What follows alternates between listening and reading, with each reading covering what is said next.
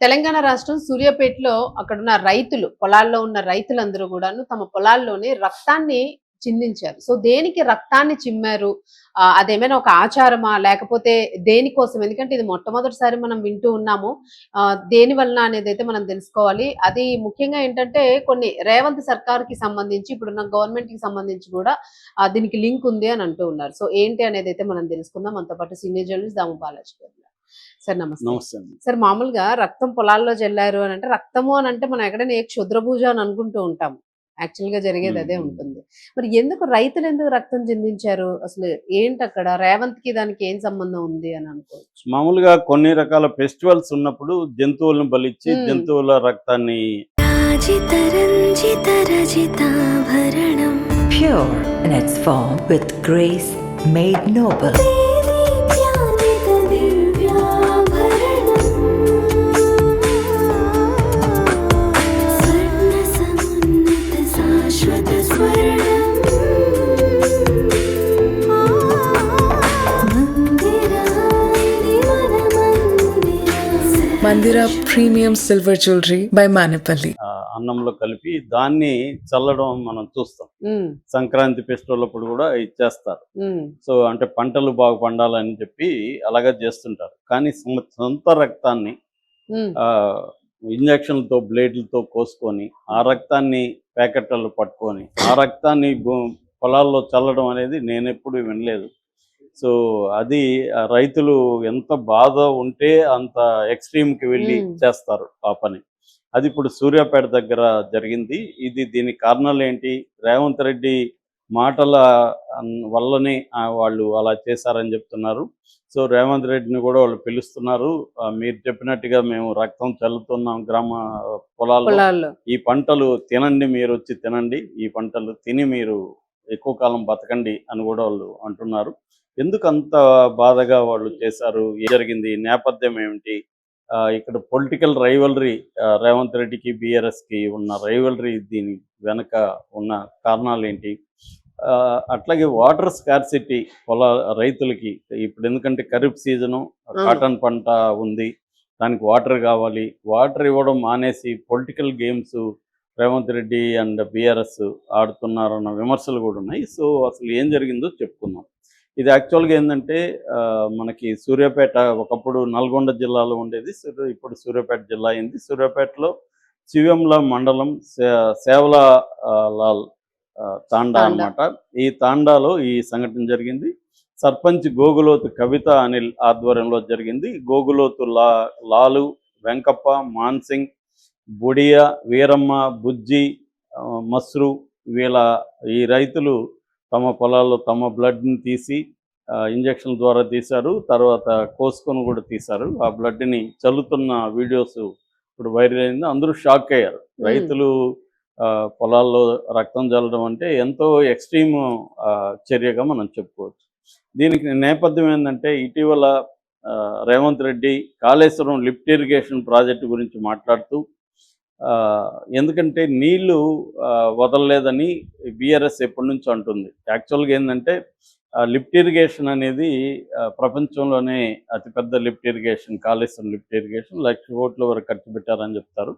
ఎందుకంటే గోదావరి జలాలు హైట్‌లో ఉంటాయి, లోలో ఉంటాయి, పొలాలు హైట్‌లో ఉంటాయి తెలంగాణలో. కాబట్టి వాటిని లిఫ్ట్ ఇరిగేషన్ ద్వారా తెలంగాణ రైతులకు ఇవ్వడానికి సంకల్పించిన ప్రాజెక్ట్ అది. హ్మ్. సో ఇదేమో చివర్లో ఉంటుంది. టెయిల్ ఎండ్ అంటారు. టెయిల్ ఎండ్‌లో ఈ సూర్యాపేట ఉంటది. ఇక్కడ వరకు నీళ్ళు రావడం అనేది చాలా రిస్కీగా ఉంటది. హ్మ్. సో అందుకని ఈ ఈ ప్రాజెక్ట్ ద్వారా నీళ్ళని తీసుకొచ్చేవాడు.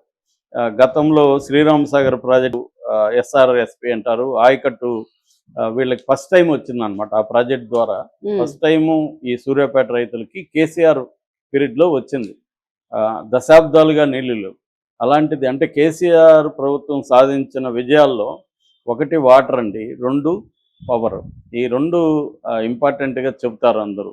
ఎందుకంటే అప్పటి వరకు పంటలు లేని చోటంతా కూడా పంటలు పండించేటికి చేశారు. బట్ అది కాస్ట్లీనా, అది వర్తా, ఆ డిస్కషన్ వేరే. మొత్తానికి రైతుల పాయింట్ ఆఫ్ వ్యూ నుంచి రైతులకు పొలాలకైతే నీళ్ళు వచ్చాయి. హ్మ్. సూర్యాపేట రైతులు కూడా అదే చెప్తున్నారు. 7, 8 ఏళ్ళు మేము హాయిగా పంటలు పండించుకున్నాము. ఇప్పుడు ఈ ప్రభుత్వం వచ్చినాక 2023 నుంచి మాకు ఇబ్బందులు మొదలైనాయి అనేది వాళ్ళు మీడియాతో మాట్లాడుతున్నారు. సో ఈ నేపథ్యంలో ఏమైందంటే ఈ రేవంత్ రెడ్డి ఏం మాట్లాడాడంటే వీళ్ళు మీకు నీళ్లు లేవంటున్నారు కదా, వీళ్ళని కోస్తే రక్తం వస్తుంది, ఆ రక్తంతో మీరు పంటలు పండించండి. అంటే పార్టీ వాళ్ళనా? పార్టీ వాళ్ళని, బీఆర్ఎస్ వాళ్ళని రైతులకు చెప్పాడు. బీఆర్ఎస్ వాళ్ళని కోస్తే రక్తం వస్తుంది, ఆ రక్తంతో మీరు పార్టీ పండించండి అనేది ఒక మాట. తర్వాత ఆ ప్రాజెక్టులో మీరు దూకితే శని వదులుతుంది, రాష్ట్రానికి పట్టిన శని వదులుతుంది. అంటే ముందు నుంచి కూడా రేవంత్ రెడ్డి ఆయన యూఎస్పి యూనిక్ సెల్లింగ్ పాయింట్ ఏంటంటే బాగా అటాక్ చేయడం, కేసీఆర్ని వాళ్ళని అటాక్ చేయడం. కేసీఆర్ స్థాయిలోనే నేను కూడా బూతులు ఆయన దగ్గరే నేర్చుకున్నా, ఆయన పద్ధతిలో నేను కూడా మాట్లాడతాను కూడా ఆయన చాలాసార్లు అన్నారు. ఈ దూకుడు స్వభావం, ఈ హార్ష్గా మాట్లాడడమే ఆయనకి నాయకత్వంలోకి తీసుకొచ్చింది, సీఎంకి వచ్చారు. అయితే సీఎం అయినాక కూడా అదే భాష మాట్లాడడం కరెక్టా అన్న విమర్శలు ఆయన మీద ఉన్నాయి. సో ఆయన అయితే తగ్గట్లేదు, ఇదే రకంగా మాట్లాడాడు. ఇప్పుడు దానికి నిరసనగా బీఆర్ఎస్ వాళ్ళు, ఎందుకంటే ఈ సర్పంచ్ కూడా బీఆర్ఎస్ అని చెప్తున్నారు. ఒక రకంగా ఇది పార్టీ కార్యక్రమం అనుకోవచ్చు. ఇంకొక రకంగా రైతులకు నిజంగా కూడా ప్రాబ్లం ఉంది. అక్కడ వాటర్ లేదు, రైతులకు కూడా కడుపు పండుతుంది కదా. మనకు వాటర్ ఇవ్వమని అడిగితే వాళ్ళ రక్తాన్ని పాడించమంటాడు ఏంటి అనేది అనుకోవచ్చు. నేను చాలాసార్లు చెప్తుంటాను, మనం శత్రువుని కొడితే శత్రువుకి దెబ్బ తగలు తప్ప ప్రజలకు తగలకూడదు. పొలిటికల్గా రేవంత్ రెడ్డి చేసిన పని ఏంటంటే ప్రజలకు కూడా దెబ్బ తగిలే విధంగా ఆయన మాట్లాడాడు. ఎందుకంటే ఇది రేవంత్ రెడ్డి వర్సెస్ బీఆర్ఎస్ కాదు కదా, రైతులు సమస్యలు ఉన్నాయి, రైతులకు వాటర్ కావాలి, దాన్ని ఏం చేయాలనేది రేవంత్ రెడ్డి ఆలోచించి అది చేసిన తర్వాత ఏమన్నా మాట్లాడచ్చు, కానీ అది చేయకుండా మాట్లాడడం అనేది కరెక్ట్ కాదనేది ఎక్కువ మంది అంటున్నారు. అయితే ప్రభుత్వం వైపు నుంచి ఎందుకు చేయట్లేదంటే వాళ్ళు చెప్తున్న లాజిక్ ఏంటంటే మేడిగడ్డ అన్నారం, సుందిల్లా బ్యారేజీ ఇవన్నీ కూడా డ్యామేజ్ అయ్యాయి. మేము నేషనల్ డ్యామ్ సేఫ్టీ అథారిటీ తర్వాత సెంట్రల్ వాటర్ కమిషన్ గైడ్లైన్స్ని ఫాలో అవుతున్నాం. సో వీటిని రిపేర్లు చేయకుండా వాటర్ కానీ ఇప్పుడు కాళేశ్వరం నుంచి వీటిలోకి ఈ డ్యాముల్లోకి ఇస్తే అవి డ్యామేజ్ అవుతాయి, కాబట్టి మేము ఇవ్వలేకపోతున్నాం వాటరు అనేది వాళ్ళ ఆర్గ్యుమెంట్. అసలు నిజంగా డ్యామేజ్ ఉందా, వాటర్ కొద్దిగా వదిలితే ఇబ్బందా అనేది ఇప్పుడు వీళ్ళు అడుగుతున్నారు. ఎందుకంటే వీళ్ళు ఆల్ పార్టీ మీటింగ్ పెట్టండి, ఆల్ పార్టీ నుంచి ఒక ఎబ్సెంట్గా ఉన్న ఇంజనీర్స్తో ఒక కమిటీ వేయండి, కమిటీ వేసి చేయండి. ఏమి కాదు, వాటర్ని కన్నెపల్లి పంప్ హౌస్ నుంచి వదిలితే, ఎందుకంటే ఆల్రెడీ ఎక్సెస్ వాటర్ వరద నీళ్ళు ఉంది గోదావరిలో, దాదాపు 1,00,000 క్యూసెక్కులు ఉన్నాయి. ఆ వరద నీళ్ళని గేట్లు మూయకుండానే వరద నీళ్ళని తీసుకొని ఈ కన్నెపల్లి పంప్ హౌస్ నుంచి ఇవ్వచ్చు అనేది బీఆర్ఎస్ వాళ్ళు మాట్లాడుతున్నారు. సో రేవంత్ రెడ్డి ఏమో ఈ ఎన్డిఎస్ఏ అంటే నేషనల్ డ్యామ్ సేఫ్టీ అథారిటీ లేకపోతే సెంట్రల్ వాటర్ కమిషన్ మీద వేసేస్తున్నాడు. వీళ్ళు ఏం చెప్తున్నారంటే ఏదో ఒక చేసి రైతులకు వాటర్ ఇవ్వాలి మనం, అంతేగాని మనం సాకులు చెప్పి అవి రిపేర్లు అని చెప్పి ఇంకోటి చెప్పి వదలకపోతే ఎలాగా, కాబట్టి మనం ఒక కమిటీని వేసి చేద్దామని వీళ్ళు చెప్తారు. రేవంత్ రెడ్డి అందుకని వాళ్ళు ఇలాగా గట్టి అడుగుతున్నారని చెప్పి వాళ్ళ మీద ఇలా మాట్లాడాడు, వీళ్ళ రక్తంతో పండించారు.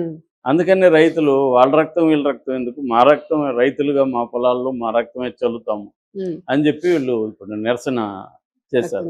మరి ఇప్పటికైనా రేవంత్ రెడ్డి ప్రభుత్వం చేయాల్సింది ఏంటంటే ఏదో ఒక పద్ధతిలో వాళ్ళకి వాటర్ అందివ్వాలి అనేది చూడాలి తప్ప పొలిటికల్ వెండెట్ట అంటే ఇప్పుడు పొలిటికల్ పార్టీలు అన్నీ కూడా మన పార్టీ కాదంటే వాళ్ళకి చేయడం.